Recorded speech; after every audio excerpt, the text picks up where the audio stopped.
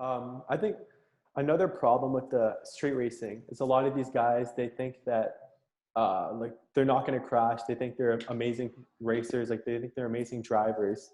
When in reality, these are amateurs that haven't driven a lot. Maybe they've driven for a few years. Can you talk a little bit about your experience? Like how long have you been racing for, and like how frequently do you train in terms of like hours per week? Like obviously, I can imagine that you train a lot more than some of these street racers. So could you just talk a little bit about that?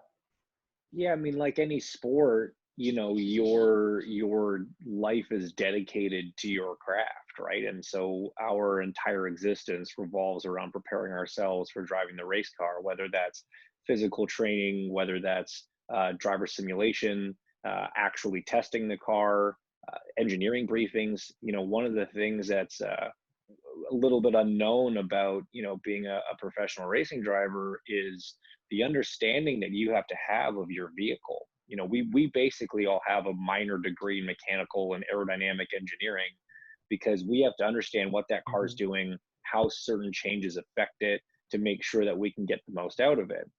And we understand vehicle dynamics, how a car behaves in a certain situation. If you're an amateur driver, you're not going to have that understanding of what a car does, how it behaves, which allows you to sort of predict what it's going to do in certain scenarios. And if you don't know that, it's going to catch you off guard. You're more likely to get into trouble.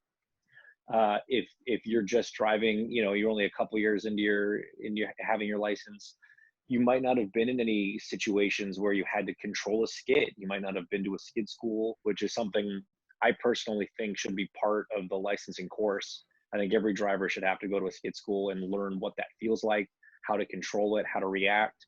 A lot of times, the first time a young driver experiences a skid is seconds before their first accident because they don't know how to react to it.